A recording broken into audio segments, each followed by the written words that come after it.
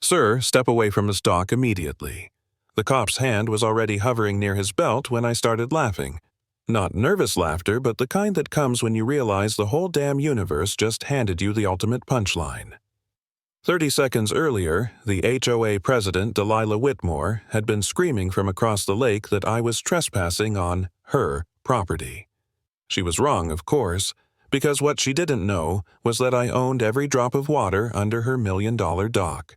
3 months earlier, I was just a tired man named Rex Thornton, a 52-year-old retired electrician from Denver, widower broke in spirit but not in stubbornness. My wife, Clara, had passed the year before, and the house still smelled like lavender perfume mixed with hospital antiseptic. When I got the letter about my late Uncle Jasper's estate auction in Montana, I figured maybe it was time to breathe different air. He'd lived alone on some mountain lake for 40 years. The property listing said Lake Reserve Parcel with territorial water rights. I didn't know what that meant, but it sounded official enough to gamble on. I drove up through pine country, bought the parcel for $150,000, and thought I'd struck gold, a 1960s cabin, 3 acres, and a cedar dock stretching into crystal water. What I didn't realize was that my cabin sat right in the middle of a luxury neighborhood called Pine Lake Estates, 47 homes, all boasting exclusive lake access. Turns out, I didn't just buy a slice of paradise. I bought the heart of their fantasy. I was replacing rotten dock planks when she showed up the first storm cloud. Blonde hair, too perfect for mountain air yoga pants worth more than my truck clipboard clutched like a weapon. "Welcome to Pine Lake Estates," she announced without knocking. "I'm Delilah HOA president. We need to discuss compliance issues." She rattled off violations faster than a court stenographer, setback distances, community aesthetics, dock modernization. Then that condescending smile. "The previous owner resisted, but I'm sure you'll be more reasonable." I wiped sawdust off my hands. "Lady, I just bought this property at public auction. Maybe let me figure out what I own before you start quoting your rulebook." Her eyes went cold. "We have standards here, Mr. Thornton. Property values average $1.2 million. We protect those standards." That was my first warning shot, and my first mistake was thinking she'd stop there. 3 days later, she came back with a so-called state environmental inspector. The guy's name tag said Dale, and his polo shirt had a state seal ironed on sideways like a craft store patch. He started snapping photos of my dock supports, mumbling about ecological damage. Something didn't smell right. I called the Department of Environmental Quality right in front of him. The woman on the phone said, "Sir, we don't have any inspection scheduled, and we sure don't have an inspector named Dale." I hit speakerphone. Dale froze, dropped his clipboard, and ran like a man with bees in his pants. The truck he'd arrived in said, "Dale's Fine Furniture. We deliver dreams." I looked at Delilah. "Your environmental guy just bolted. Want to explain that?" She just lifted her chin. "You clearly intimidated him. And for your information, private community standards supersede state regulations." That's when I knew she wasn't just a busybody, she was a con artist with a homeowner's badge. That night I poured whiskey and read my deed again. One phrase stood out: territorial water extraction privileges. No clue what it meant, so I called a real estate lawyer. He chuckled and said, "Mr. Thornton, you didn't just buy lakefront. You bought the source. You own the underground springs feeding that entire lake." I didn't believe it until a local surveyor named Garrett came by a guy in worn boots who smelled of coffee and sawdust. He spread old maps on my kitchen table and traced blue lines from my land to the lake. "These springs start under your property," he said. "Every drop that fills Pine Lake comes from here. The developers never secured water rights when they built those homes." It hit me like electricity. I didn't just buy a cabin, I'd bought their lifeline. That night, I stood on Jasper's dock, listening to the quiet slap of water, and for the first time in months, I laughed.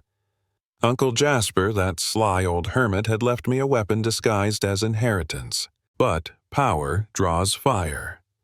The next week, my rope lines were sliced, the dock posts loosened red spray paint screaming, "Trespasser," across cedar planks. Whoever did it knew how to make something unsafe without leaving evidence. Garrett suspected the HOA, so we installed hidden trail cameras, infrared motion-triggered military grade. 3 nights later, we caught the vandal.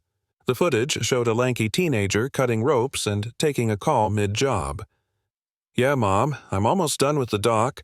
Red paint like you said." Her son, Bradley Whitmore. I confronted him at the local coffee shop. The smell of burnt espresso filled the silence as I slid into the booth. "Rough night, kid," he stammered until I hit play on my phone, his own voice saying, "You promised me $2,000. He cracked like thin ice. "She said it was community security work. I didn't know it was illegal." Then he spilled everything Delilah had done this before 3 families forced to sell under threat and vandalism, every property bought cheap through her real estate company. That confession should have felt like victory, but instead it left me hollow. I sat by the water that night wondering if any of this was worth it. Maybe I should sell, walk away. Let the queen keep her little kingdom. Clara used to tell me peace was worth more than pride, and for a moment I almost believed it. Then I found Jasper's basement. Stacks of maps, deeds, letters, 40 years of documentation. One note stopped me cold. They built on my water without rights. I never charged them, but one day someone will need to remind them who feeds this lake. That was my wake-up call. I wasn't fighting for pride anymore. I was defending Jasper's legacy and maybe my own backbone. I hired Maya Blackstone, a water law attorney with eyes sharp enough to cut steel. She flipped through my documents and said, "You realize you hold complete hydrological control of Pine Lake." Then she laid out 3 options. 1. Nuke them, legally demand $3.4 million in back fees. 2. Play benevolent dictator, charge fair monthly rates. 3. Psychological warfare, make them realize how powerless they really are. I picked number 3. Maya grinned. Then we let Delilah hang herself. 2 weeks later, Delilah came storming to my cabin with a manila envelope. Her hands shook just enough to rattle the bills inside. "The community's offering $75,000 cash for you to relocate.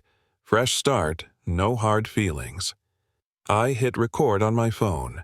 "From the same emergency fund you've been stealing from." Her smile cracked. "You have no right to that water." "Funny," I said. "I've got a 137-year-old paper that disagrees." She stormed off and the next morning filed 3 false police reports claiming I'd threatened her. But the deputy had seen this movie before. 17 fake complaints in 2 years, he sighed. "We're working a case on her." Still, the harassment ramped up, flyers on cars calling me dangerous, anonymous calls at 3 a.m. My truck keyed with "Water Thief." The final straw came when someone tried breaking into my basement, the one with Jasper's files. I grabbed my flashlight and found her there, crowbar in hand. Her face froze in my beam. "Hello, Delilah." Looking for something specific, she bolted into the night. A day later, flyers appeared announcing an emergency community meeting for safety and harmony. Classic Karen move. She wanted a public lynching with cameras rolling. What she didn't know was that Maya had invited our guests, the local news crew, a federal investigator, and half the county's curiosity. The clubhouse was packed perfume and coffee thick in the air. Delilah opened with all the drama of a courtroom thriller. "Our community is under siege," she declared, pointing at me. "This man is demanding ransom for water he doesn't own." Neighbors gasped, nodded. One woman even claimed I scared her kids by telling them they were trespassing. Lies rehearsed and polished. I sat there listening, heartbeat slow and steady. Then I stood up. "Thank you, Delilah," I said, walking to the mic. "But before we talk about trespassing, let's discuss ownership." I opened Jasper's old leather portfolio. The room went silent except for paper crackling in the microphone. "This deed, filed in 1887, grants my property exclusive rights to every underground spring feeding Pine Lake. That means every drop of water you've enjoyed for 30 years flows from beneath my land." Gasps. Whispers. Maya stepped up beside me, voice calm and deadly.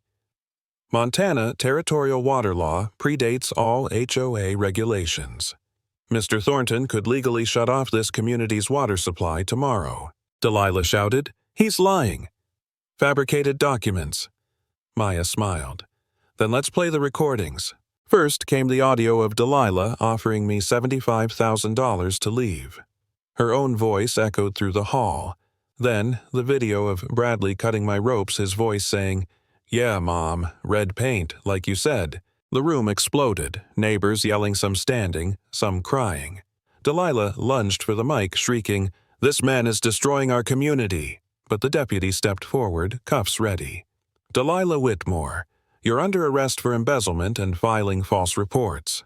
As she screamed about injustice, the camera lights flickered off the tears streaking her makeup. I didn't say a word. I just watched the queen dragged off her throne. The room fell into stunned silence. For months, they'd believed her.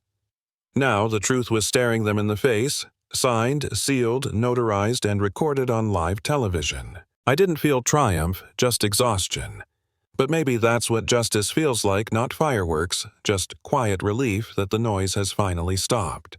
They asked me later what lesson I took from all this. I told them the same thing I'll tell you now. Before you try to control someone else's world, make damn sure you don't already depend on the water that runs through theirs.